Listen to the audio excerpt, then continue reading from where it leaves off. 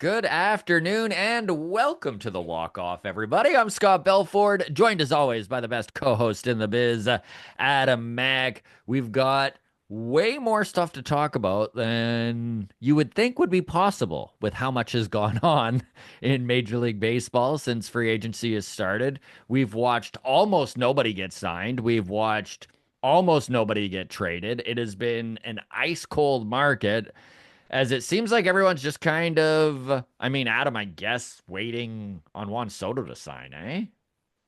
Yep. Might happen soon.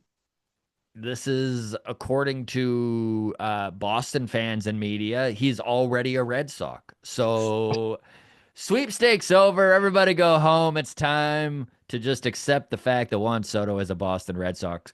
We are going to dive into this, Adam, but nothing feels like um, the Red Sox fans are being dragged through the mud more than this idea, right? Like it really, the comparable between what the Blue Jays fans went through with Otani last year and what Red Sox fans are doing to themselves now does, and it's all the same stuff, right? Like, my God, watching the hopium that is Red Sox Nation right now is hilarious as they say things like the Dominican Republic history with the Red Sox, right? And they bring Yeah. up Pedro and David Ortiz and Ortiz. stuff. Yeah.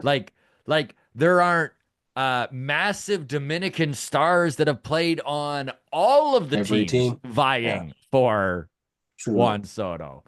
But anyways, we'll run down our topics for the day. So we're going to talk Blake Snell to the Dodgers, and we'll kind of dive into how that affects the Jays' pursuit of a Max Fried, the other big lefty on the market. Because my God, man, lefties are getting paid this year.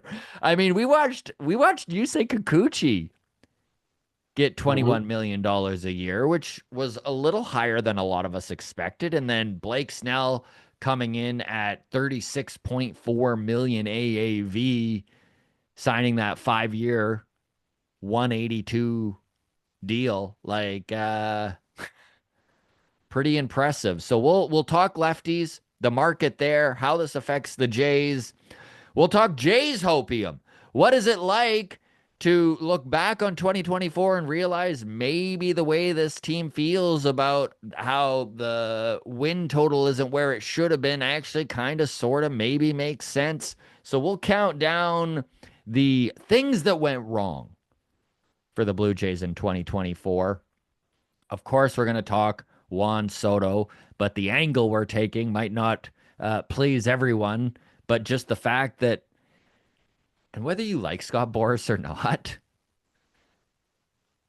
man, he's done a good job with Juan Soto. I know he made mistakes last year. I know that not every free agent has benefited from the way Scott Boras does business, but pretty tough to argue that the way he's guided Juan Soto since turning down that $365 million deal with the Nationals and watching him get traded and watching how his pursuit of free agency has gone. I mean, Adam, he's probably, what do you think? Over under, he breaks Shohei's deal. Do you think maybe not AAV, but do you think the total number breaks it?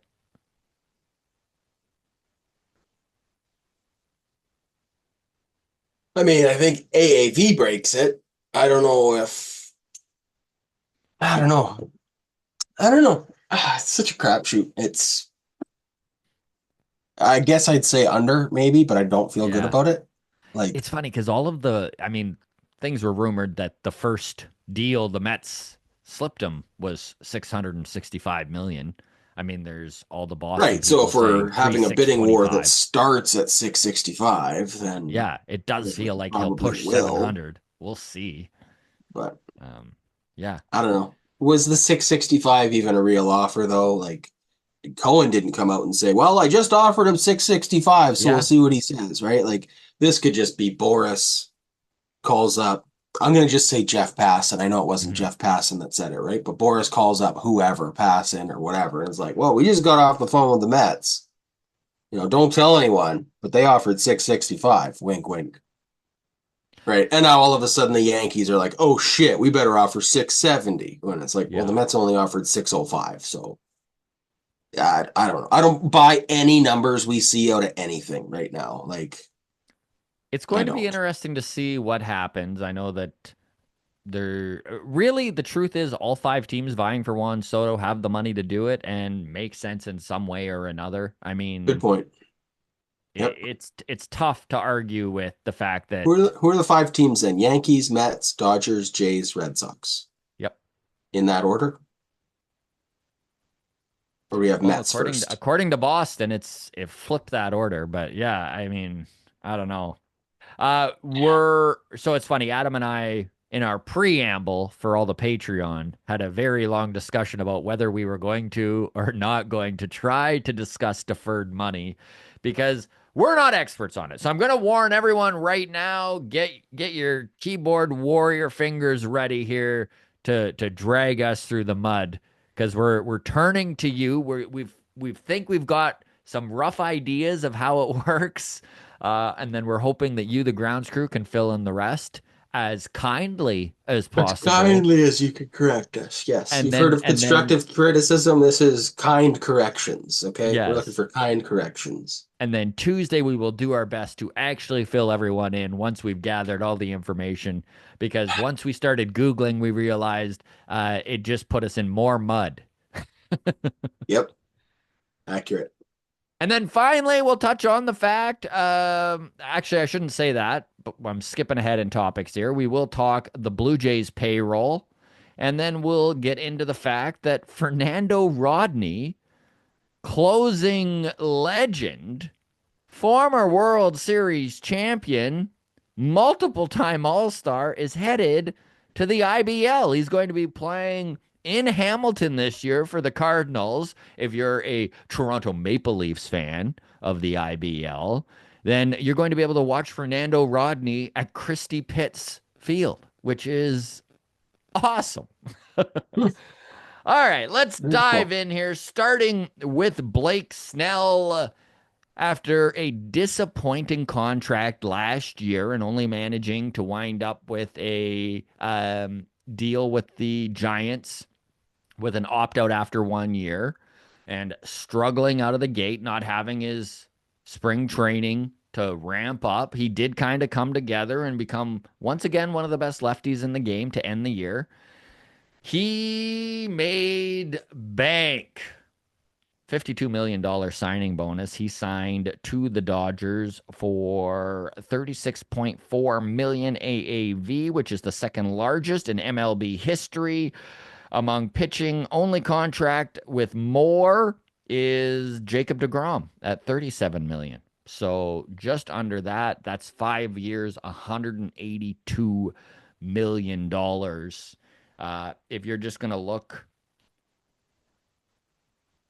among the 20 highest paid players in Major League Baseball, you're going to find two Angels, two Phillies, two Rangers, three Yankees, and six Los Angeles Dodgers.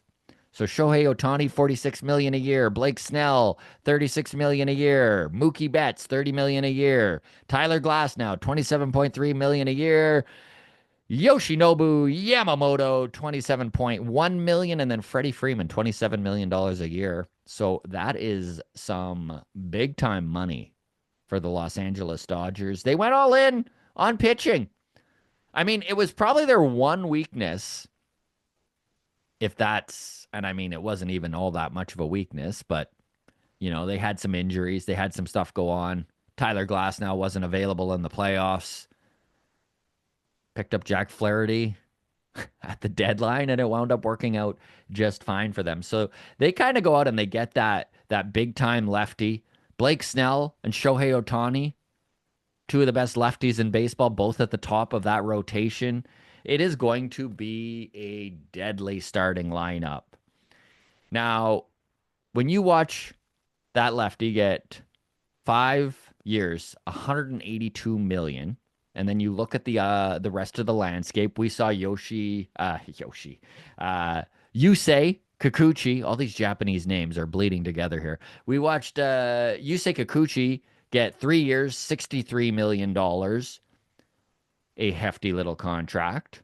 So the market for left-handed pitchers massive right now. So my question to you, as the Blue Jays attempt to get a top end of the line starter, is it possible Max Fried makes more money in free agency this year than Corbin Burns? Burns being the righty at the top of the market, and watching what the price is for lefties. Maybe Max Fried winds up with a deal just like Blake Snell, and they're the two highest paid pitchers out of the free agency. Hmm. Max Fried, Corbin Burns, both 30 years old. Mm-hmm. Max Fried will be 31 in January, so 1 year older. Corbin Burns just turned it in October. Max Fried, two-time All-Star, three-time Gold Glove, and a Silver Slugger.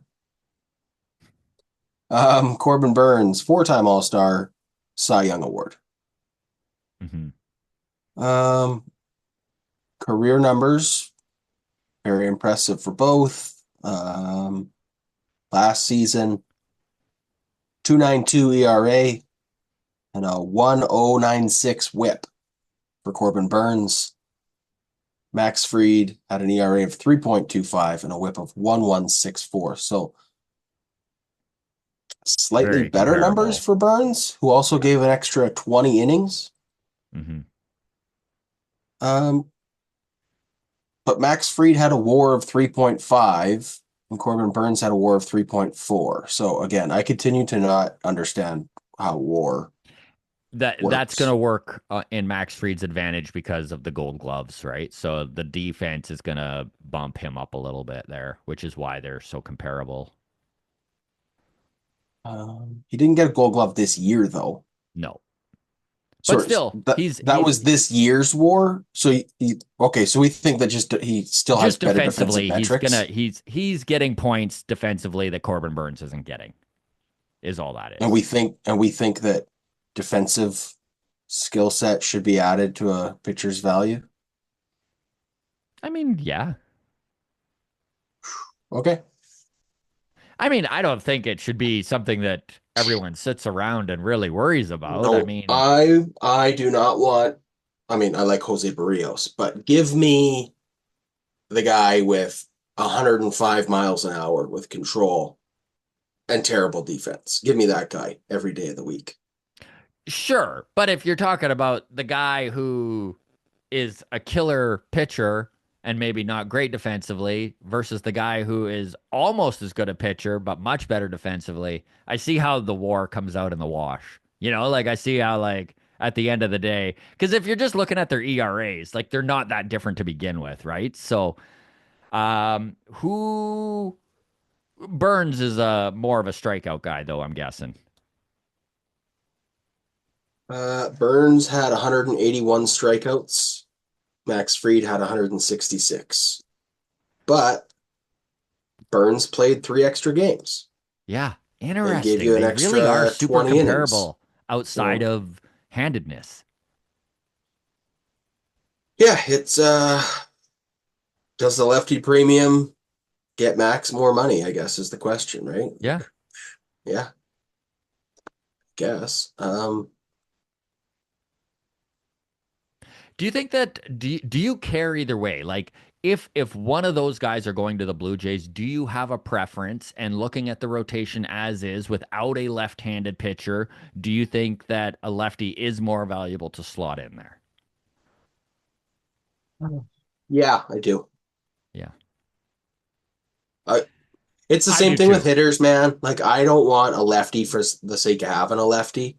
Like, don't But give me Max Kevin Fried, Biggio and yeah. brag that we have a lefty in the lineup. Hmm.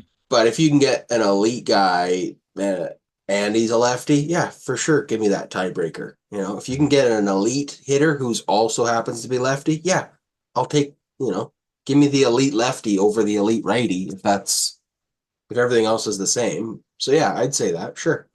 Give Grounds me crew, Max drop your Fried. Now, if the comments. contract's way different, if we got to pay a insane premium for the lefty, then no, I don't want the Mhm. lefty if it means that's less money to spend on a bullpen. Like if I can have a righty, if I can get Corbin Burns and have more money to put a better bullpen behind him, yeah, give me that over Max Fried, and we had to overpay, so our bullpen stinks a little bit. You know, there are factors.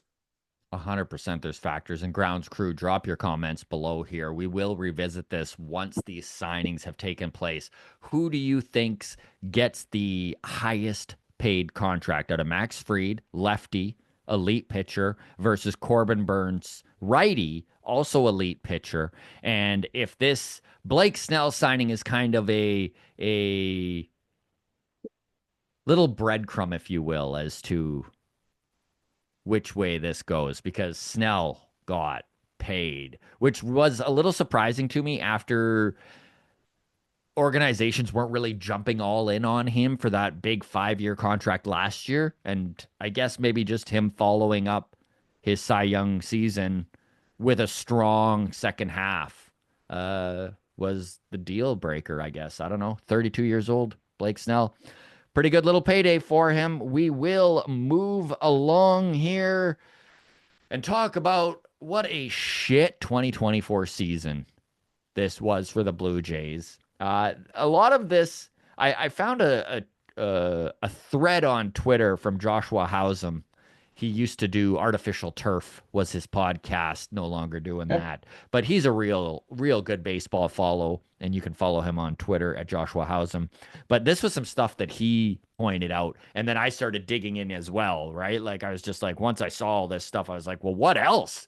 Like there's probably even more. So this is what and this was, remember too, that when we were going into 2023, anyone who had hope for a wild card spot, or sorry, 2024, anyone who had hope for a wild card spot, it was very similar to 2023 in that we needed everything to go right. We needed pitching to be healthy and unbeatable.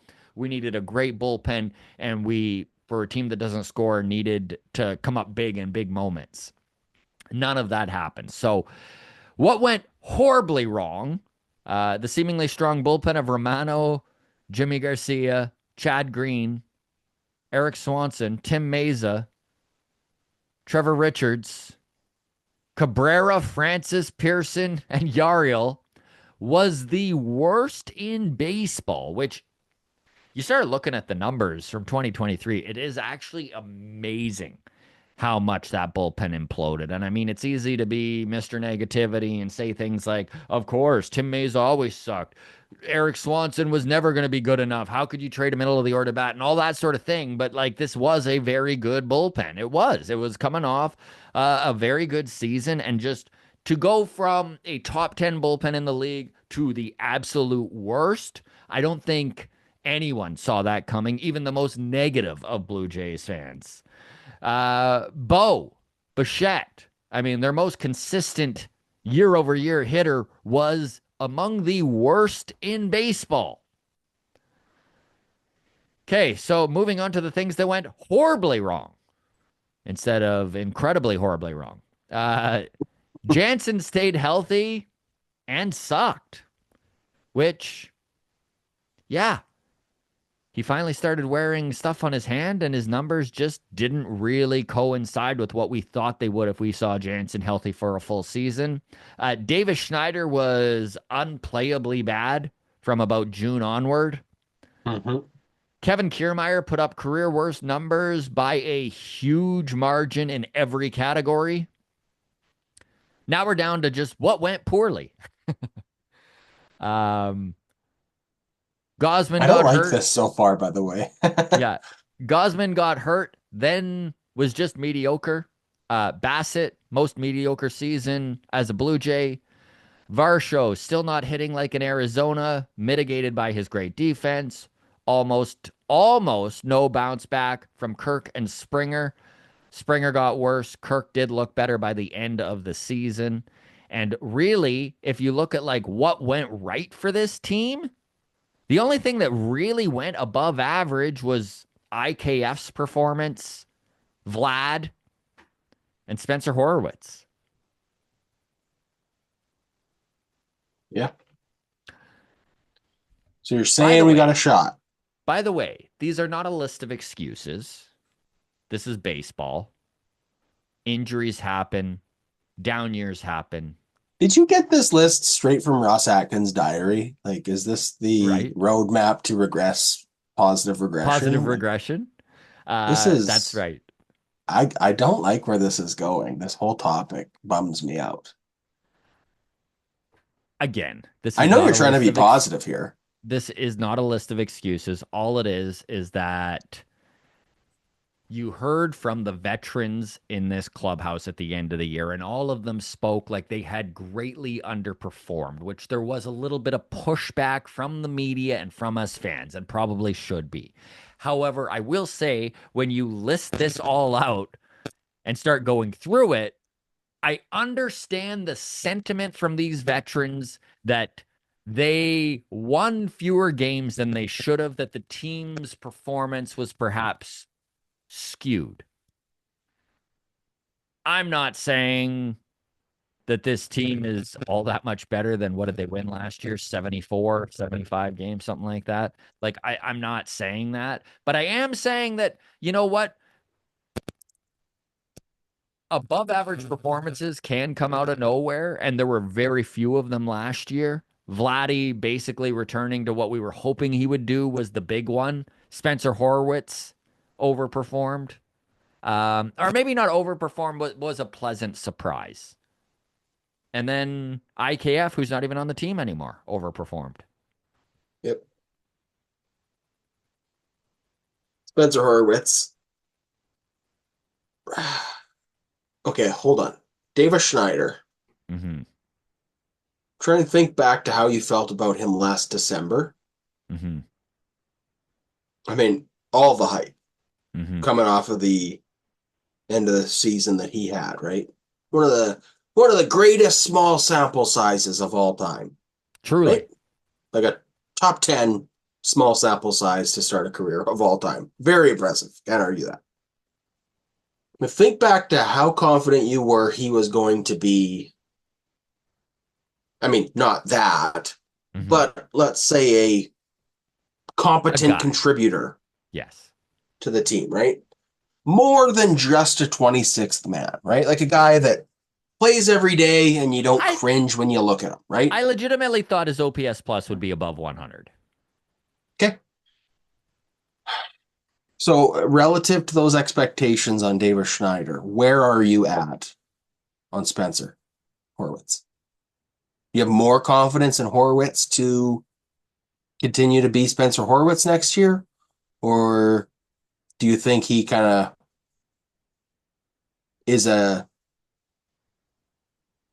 second coming of Davis Schneider, for lack of So a he better does word? have a fairly small sample size as well. He was called up in June. We did see more of him. Obviously, Davis Schneider wasn't called up, pardon me, until almost the All Star. I think it was after the All Star break in July when they went to Boston there, kind of saved their season. So Horowitz probably had 6 extra weeks of baseball in 2024 than Schneider had in 2023. All of this Uh, to just say, I just so do I can believe. say, Davis Schneider had 35 games in 2023, whereas Spencer Horwitz last year had 97 games with the Okay. Jays. So I will say I do believe more, slightly more in what we saw out of Spencer Horowitz than what we did in the small sample size in 2023 out of Davis Schneider. A lot of that is just Horowitz is older too, right? Like Horowitz is 27 years old.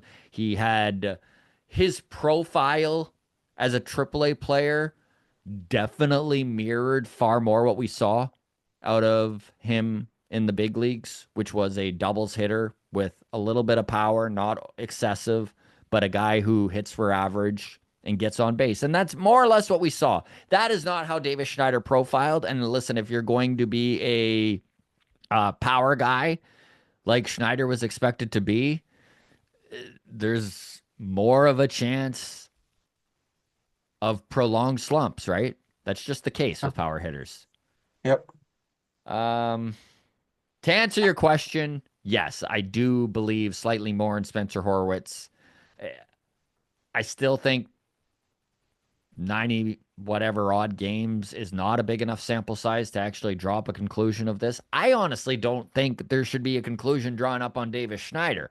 Now, I don't think that the Jays should continue to run him out, but I do think that there is something in that bat of his, and that if there's a team that's not trying to contend in 2025, maybe Davis Schneider does fit in nicely and they can give him a little bit more runway to try and A figure out and Springer Schneider readjust. combo deal. I like it. Yes, I like where yes. your head's at. Springer Schneider combo deal. Um, I will say both of these guys are late round draft picks, which never bodes well for my confidence in them to Mhm. be a thing.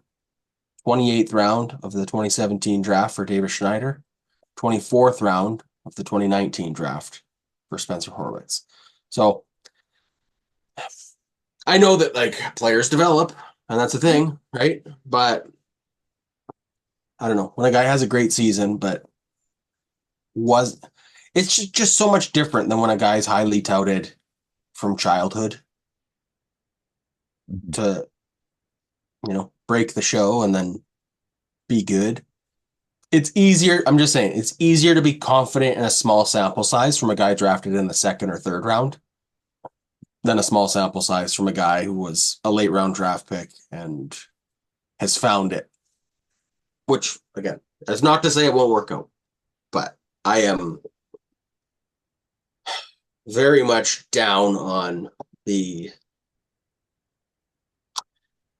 like if he's anything more than our fourth outfielder, we've done something horribly wrong. Yeah, when it comes to Spencer Horowitz, I mean, I I like him, and if he's going to be I on like this him too. team, if he's going to be on Not as this much. team, friend of the show, he's had nothing but time for us. If he's going to be on this team, I guess what I'm saying is I want to see a very different team going into 2025. It does. Mhm. I'm not saying we need to rip out all everything and start from scratch, but I sure would like to take a look at this year's batting lineup compared with next year's and be like, oh shit, we have a cleanup hitter this year. There's some depth on this team. Look at how much more balanced this is, lefty righty with good lefties. That's the dream. And I don't think running back the team that they have right now is an option. So that's kind of where I'm I at on a guess guy you like make a good Spencer point. Horwitz. It's hard to be down on Spencer Horwitz if we're putting him back out there with another AAA team. Like, Yeah. yeah, And you know what? Spencer Horowitz being put in the right position to succeed might go a long way for him, right? Maybe he hits yeah, seventh or eighth in the lineup. He's got some protection. He's not relied upon to be the guy. yeah. A 24th round draft pick can just sit back, relax, and pick away at the back end of that batting order, get his hits, driving some runs. That would be a dream. That's what I want for Spence. So again, like I feel the same way about Will Wagner. Like I'm not shitting on these guys. It's Mhm. just like can we put them in positions to succeed and grow and then they can be the guy, right? Like if they're going to be the guys, if they're going to carry a team, let's ease them in. I don't know. Moving There, on. you play fantasy sports, right? Oh, You I know the enjoy my old life adage, like all you baseball season can't, long. they say you win your league with your late round draft picks, right? Like, Yes. yeah, everybody knows who you're drafting first overall, you're taking Connor McDavid. That's a no-brainer, right? It's kind of where I'm at with like these MLB drafts, right? Like, okay, yeah, it doesn't take a rocket scientist to draft Bryce Harper first overall or whatever, right? But at a certain point in the draft, everybody kind of just looks the same. Like you get to Mhm. round 7, 8, 9 through 30, and you're like, all right, well, I don't know. He's draft eligible, and he plays a position we need. I like the look of his facial hair. Let's take him. You Yeah, know, it's I know there's more that goes into it than of that, but like course. it's such a crapshoot at that point, right? Like you're drafting your seventh winger for your fantasy team at this point, right? Like Hmm. all of the good players are off the board. You're drafting players where you go, well, I need to fill out my lineup, but this is the first guy I'm dropping to pick someone up off waivers. Like you already know this guy is not whatever. And then when that guy is like, oh shit, he got promoted to the second power play line and he's actually like being offensively productive because the other guy broke his leg and is injured for the year. And you're like, this is fucking sick. I got a legit guy that I drafted in the 19th round of my fantasy draft. Sweet. Those guys are super valuable. So like you do need guys to become something out of nothing, and maybe that is Spencer Horwitz, but Hmm. we can't go into this season counting on a Horowitz to be seventh our line number winger. two hitter. Yes. Right. Like so I'm just fucking I can't be positive until I start seeing other moves happen. Hmm. I can't.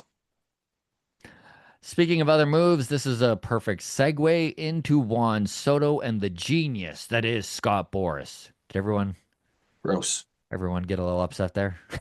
Yes. Listen, I hate to give credit to a gentleman such as Scott Boras, but I will say, what was it, Adam? 2021? Was that when the Nationals offered Juan Soto $365 million over 12 years, I think it was? Feels right. And he turned it down, and the Nationals were just like, okay, well, we got to move on then because we're not paying more than that. And that's, of course, when the Padres stepped up and sent a bunch of high end prospects, including CJ Abrams, who is kind of the backbone and core of that new Nationals team. When Soto first turned it down, I was kind of shocked. I actually had in my mind this might actually wind up coming back to bite him in the ass. What was your initial reaction when he turned down $365 million? Do you remember? The initial reaction, like we're talking like the day it happened Hmm. was like, I mean, first of all, like ballsy. Second of all, Yes. like good for you for betting on yourself. Like love a guy with confidence in himself. And then I think thirdly was also like, yeah, I can see why he did it. Hmm. Like it wasn't the kind of deal to like, I mean, it's crazy to say that much money doesn't blow you out of the water. But when you are one of the best players in the game and you're on trajectory to be one of the youngest free agents ever. Like Hmm. everything was working in your favor for an absurd payday. And it was like the extension was good, great, even. It wasn't Hmm. absurd, right? So you go, yeah, like I'm probably going to get fucking absurd money if I just wait a few more years. Like as long as I stay healthy, I'm going to make a shit ton of money. Now, that was my initial reaction. How he played following that trade looked like, oh shit, he fucked up. Hmm. Like he was on the downward trend He for did play a poorly in while. San Diego to start. For sure he did. Um, I will say Scott Boras's knowledge of the baseball landscape and his ability to predict where the market was headed when you looked around and only saw a few massive contracts, and I'm thinking Trey Turner and Fernando Tatis Jr. were the kind of the outliers at that time.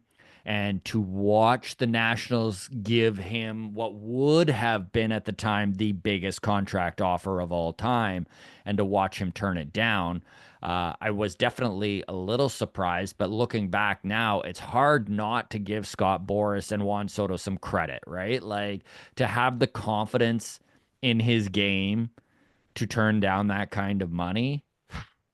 Mm-hmm. And it's going to work out for him. It is. I mean, honestly, I think I don't think he'll double that offer of 365, which would work out to 730 million. But I bet you he makes 300 extra million dollars on top of that offer. And really, if we go back and look at what Juan Soto was making in arbitration, it's not like he was not getting paid while he did this run up to free agency, right? Like last year with the Yankees, he still made $30 million, which is a very impressive salary. If you go back the Not year bad at all. before, I think he was getting 24 million. And the year before that, I think it was 18. I do need to double check those numbers. So skewer me in the comments if you must. I'm loosely going on memory here, but yeah, again, I hate giving credit to Scott Boras, but he took the most sought after player in a long time in baseball and he guided him to a 5 team bidding war where we're talking well over $500 million Mhm. in contracts being offered. Crazy. Okay, so 5 teams are in on the outfielder. One's gonna get him. It's gonna work out pretty well for Teoscar. Once Soto signs, because I'm reading an article here too from Dodgers quote won't chase Juan Soto. They're in on him, but they're not gonna get in a bidding war, I don't think. And yeah, Teoscar would be a very capable, not as long term, but Mm-hmm. certainly for this season, on a 2 or 3 year deal, you'd feel pretty good about signing Teoscar. Like, I don't know.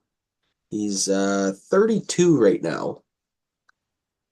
Like, Do you think Teoscar finally gets like what do you think his salary is? Like after the year he just had, 23 million 1 year. Do you think that's the best he can do? You think that's his kind of no, it won't be like, I don't think he gets 30 Mhm. a year, but he Could might you see get like, 4 years, 100 million? I was going to say, I could see 3 or 4 years at 25 million. Like, probably what would you'd feel good about giving him would be 3 years, 25 million. Like Mhm. 75 over 3 years at 32. That takes him to 35. We all know what George Springer looks like at this age, right? Like, Yeah. but then maybe you've got to give him like because of the everybody that missed out on Soto, right? Like if he goes to the Yankees, okay, well the Mets, the Red Sox, the Dodgers, I don't know if the Jays, because of the history, would be in on him, but like you're gonna have suitors that are like, shit, we just missed out on the guy. We still would fucking like a big bat in the outfield, and he's the next best thing. You Mhm. know, it's a far step down, sure, but Mhm. it's not that far of a step down, No. honestly. Yeah. So I'd say he's in line for probably a pretty good payday. Like probably get 80 to 90 million over 3 years, or 100 over four. Like 25 to maybe to 28 million a year, I like wonder if he depending on goes how it back to breaks the down. Dodgers. I wonder if that's his most likely suitor. It Well, if I makes was him, sense. I'd want to go back to the Dodgers. That'd be Well, my. of course. Of I course. mean, And if they it's the can world. You just won a World Series. Like, what's better than winning a second World Series? go 4 years, $100 million, pay me 65 of that later. Yeah, yeah. Like, I mean, fuck. If I have an opportunity to go back to the Dodgers, I'd probably be like, yeah. If you give me some term, Mhm. I take a pay cut. Like you just gave me 23 and a half for a 1 year deal. I recognize I'm older now. I'm like, you give me 20 million a year for 3 years, or even for maybe for four, maybe it's 80 million over four. I'd take that over 25 million a year with the Red Sox. Yeah. If the Dodgers are interested, you live there already. You don't have to Mhm. move. Your kids are in school. Your wife has got her job and her friends, and you've got your friends and your fucking neighbors that you like or you don't like or whatever. Like, yeah, why not? And It's you're just so much pretty easier to take a hometown discount when you just won the World Series Yeah. and the team's getting better. Hmm. You got a pretty good chance of winning a World Series. I wouldn't even call it a hometown discount. I'd call it like a World Series favorite discount. Hmm. You know, again, it's So not let's a huge discount, but yeah. let's talk the Dodgers and deferred money a little bit here. Now, to all of you listening, this is a topic that Adam and I are dreading talking about because we don't know as much as we want to know on this. So this is where we're going to lean on you, the grounds crew, to help educate everyone. And then hopefully we can revisit this on Tuesday on Mailbag, compile all of yours and our knowledge, and actually have a full answer of what we're after. So here are some questions for you, the grounds crew. Number one, signing bonuses. Do they count in the CBT? Now, from everything we've looked up, we think that it does, although it doesn't count in the AAV of the player when it comes to how they're being taxed. So, in just to use the Blake Snell example, $182 million over 5 years, 52 million of that is a signing bonus right up front. So that $52 million, as far as Adam and I, we've looked and researched and just again, the more we looked into it, the muddier it seemed to get.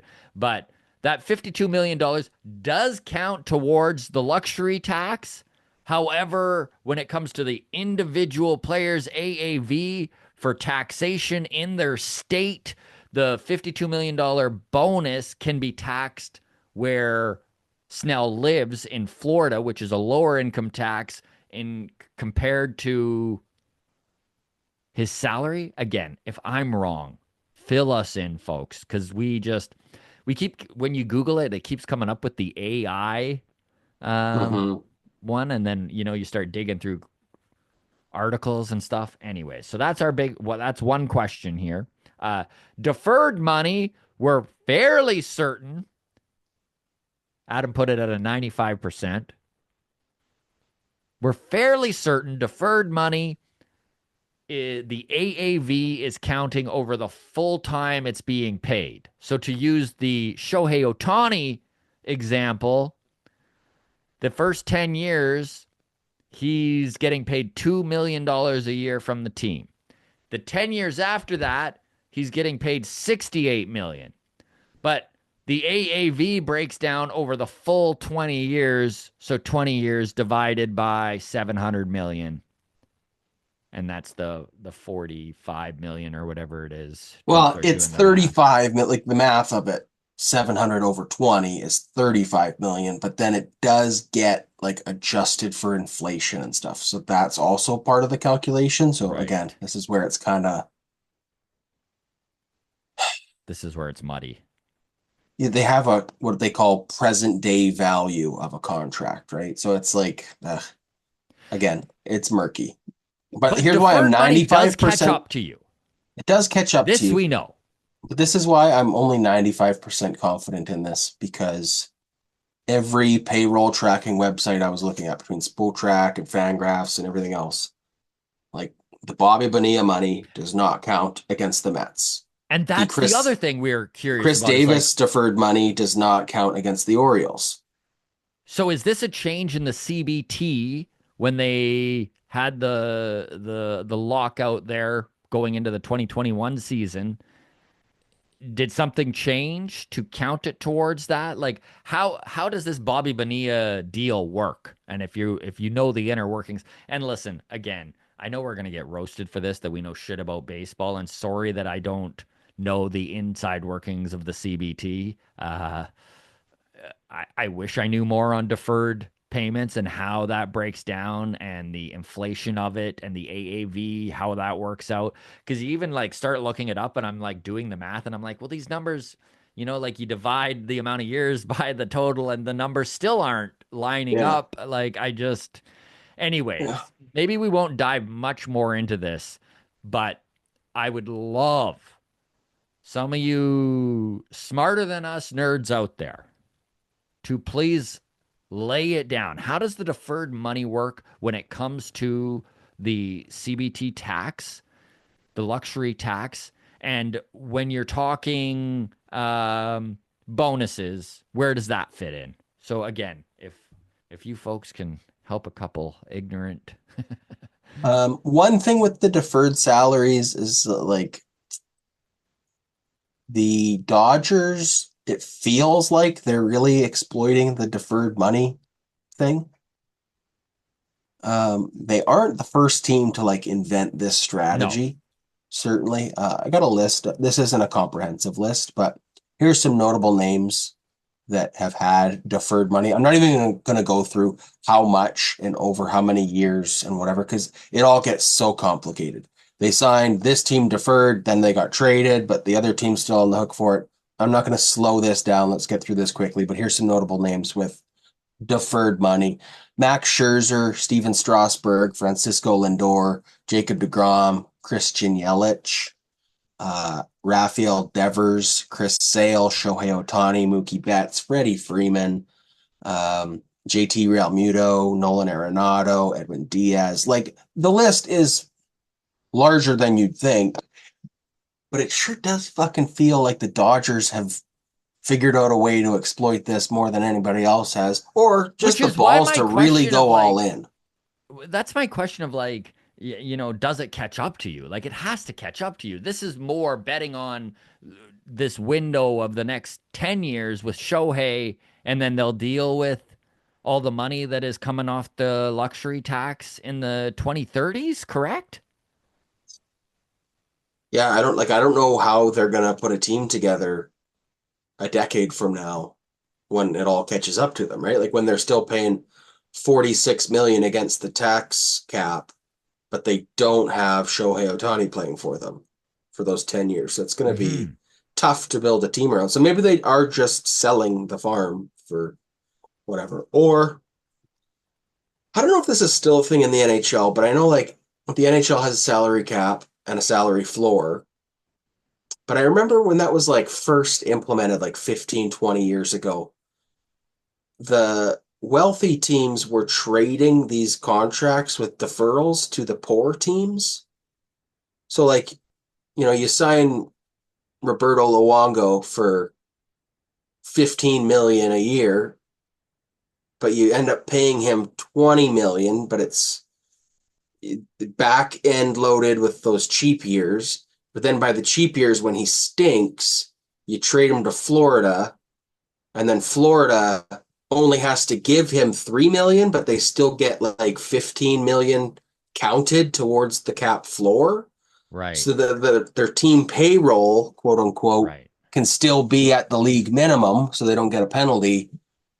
So But they're they're at a actually $45 paying million less money. payroll, but they're only paying 17 million out of pocket, Right. right? So like some some salary cap circumnavigation that gets creative. Like maybe the Dodgers are just banking on that'll be a thing. Like maybe they see the ratings on the wall, a hard cap is coming with a hard floor, and we're going to eventually get to trade Shohei Ohtani's contract to the Rays, you know, Or or they're like, the I don't world know. will be dead by the time we need to pay this. Well, it could be the owner's like, I'm going to be dead by then, Yeah. and who cares? It's And who somebody else's cares? problem. I'll get to see some World Series before it all That comes doesn't crumbling sound down like a around us. very rich white person thing to do, though, is Yeah.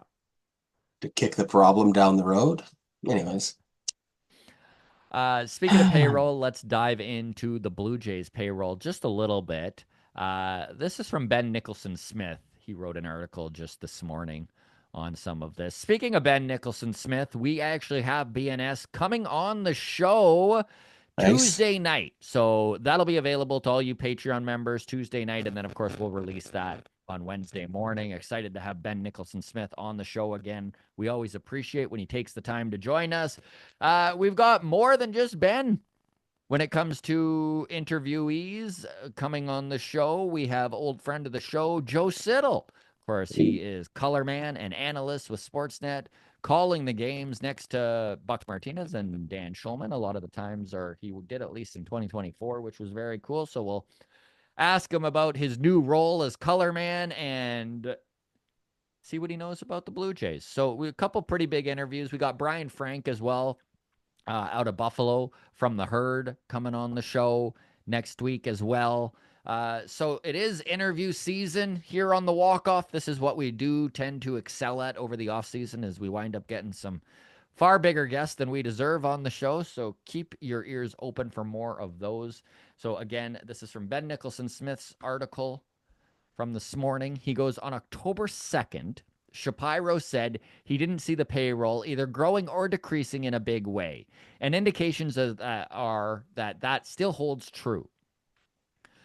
The club believes it finished under the $237 million competitive balance tax threshold last season. MLB is still verifying those numbers, so there's a rough marker for 2024 spending.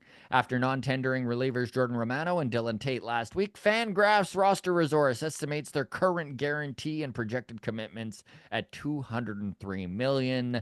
Now MLB's CBT increases to $241 million in 2025, and assuming the Blue Jays stay around the threshold, that leaves them approximately $38 million to work with. I know, Adam, you and I have kind of been saying 30 to 50 million is probably what they got to play with, so that's right in that range. And that doesn't include if they make any trades that will free up salary. So after reading all of that, it really just shrouds this team in more mystery, if you ask me. Like, man, they owe a lot of money to a mediocre team. Mm-hmm. Last place in the division in 2024. A tough team to watch, too. I mean, I Mm-hmm. will give them credit once they brought up all the kids and made this more of just like, look, we have fun kids. It was easier to watch as a fan, but also because our expectations were far lower and we were like, okay, well, this just sucks. Might as well enjoy what little bit of baseball there is left, which is kind of every Jays fan's MO after the trade deadline last year, right?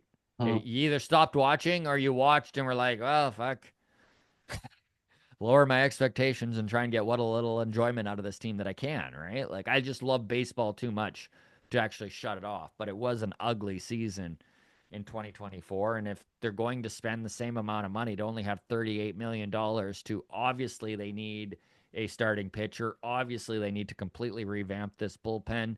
And if this fucking team goes into another season, Adam, without a cleanup hitter, I'm going to literally pull my hair out. Like, this is the one problem they've had for 2 years. Let's handle it. I don't want to see this, like, again, and I say this with love for Brandon Belt, but, like, I don't want to see the Brandon Belts and the Justin Turners of the world. Like, get me a legitimate cleanup hitter. Not a guy Yeah. we're crossing our fingers and hoping that it comes back together for them. Brandon Belt's numbers were great with the Jays, by the way. This isn't about Brandon Belt. I just mean, Yeah. Sometimes you buy low and it works out. That's yes, not. I Yeah. want a I prototypical cleanup hitter. I want a guy who's going to hit some home runs and hit 100 RBIs. Yeah. I'd rather. I mean, again, the easy thing is, well, it's not my money, but I'd rather overpay and have it not work out than underpay and luck into something. Like, um, it, it's kind of crazy to me the idea that, and I know this applies to all teams. This isn't like a shot against the Blue Jays necessarily, but like that the Blue Jays believe they've gotten under the the tax number, but the MLB is still like running its final calculations.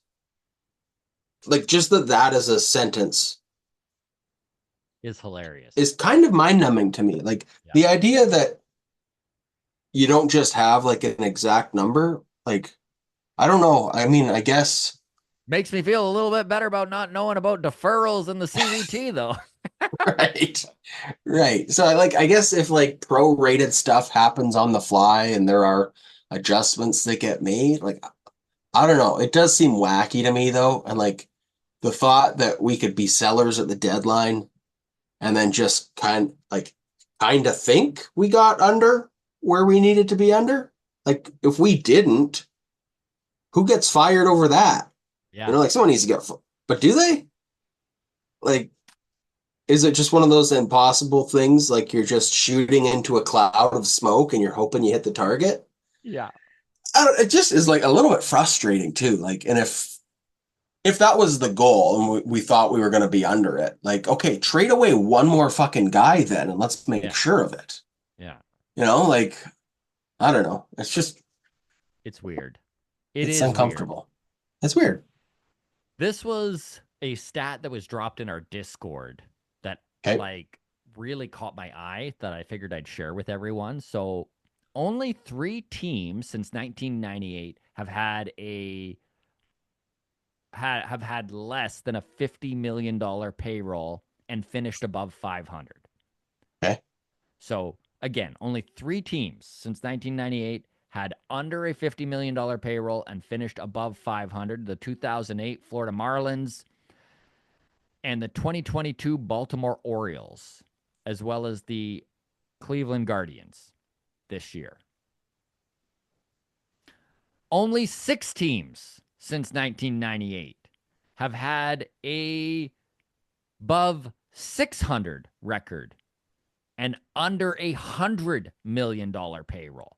So to win a division, you got to have over a 600 record. You got to win 6 Okay. of every 10 games you're playing.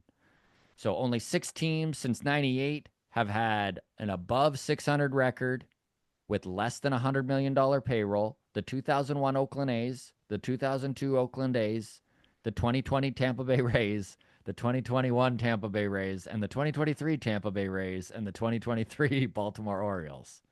So if you're not Oakland or Tampa, you got to spend a little money to win.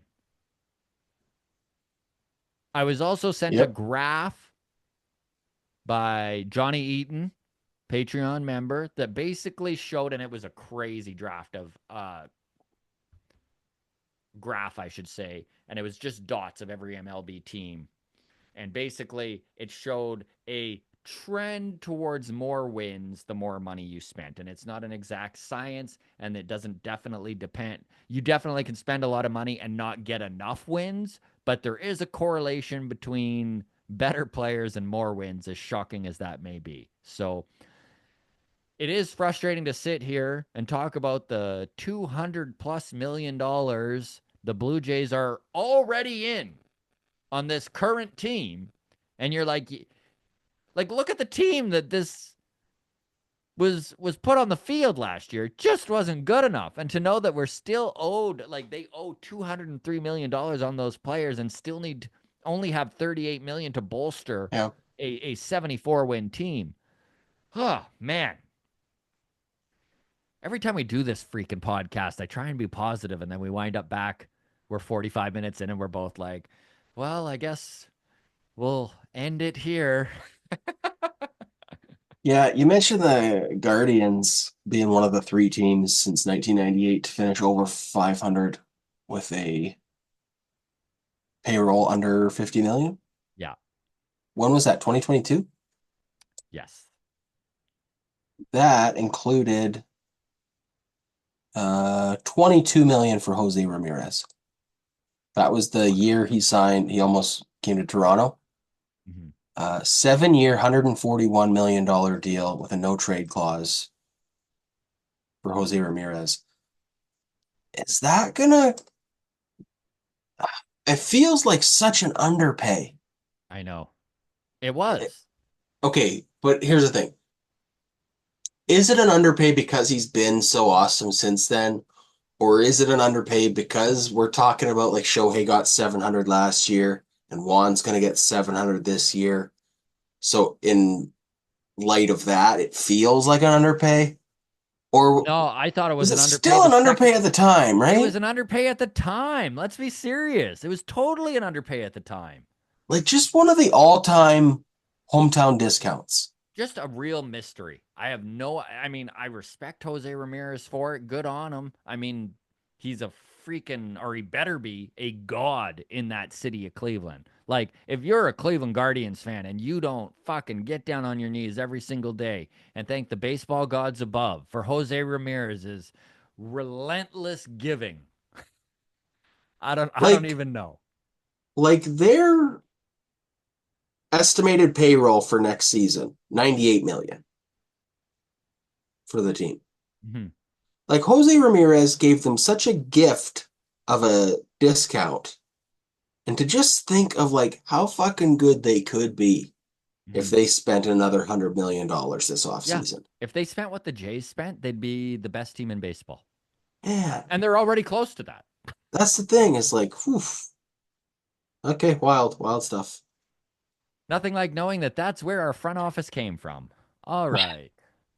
Let's end on a little bit more of a happier, upbeat note, and that is a very cool little bit of news was released yesterday, and that is Fernando Rodney is headed to This the is so wild. IBL. Yes, Fernando Rodney is going to be playing baseball in Hamilton, of all places. He signed with the Hamilton Cardinals.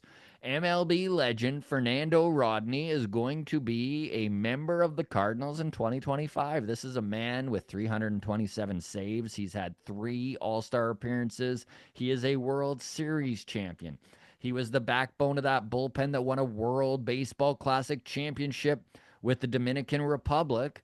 And we're going to be able to, Torontonians are going to be able to watch him play at Christie Pittsfield. He's going to be in Steeltown. Like he's playing for Hamilton. It's just That's so wild. messed up, man. It's so crazy. 47 So years old. 47 years old. I'm excited to see That's fun. a legend pitch. Yeah, that's cool. Yeah.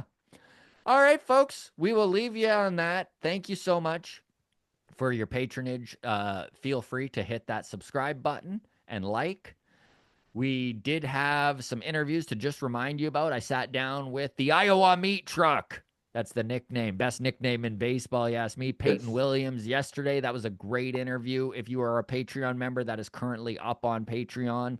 If you would like to become a Patreon member, $4 a month gets you instant access to all of our interviews, gets you the mailbag Patreon bump where all your questions and comments automatically get in, and then you get MLB Mondays, extra content every single Monday.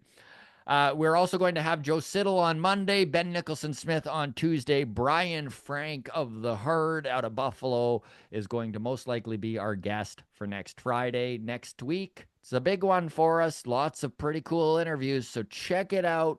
And again, thanks so much, everybody. Drop your comments below, especially if you know anything about deferred money and the CBT. Fill a couple ignorant fools in. Take care, everybody. Cheers.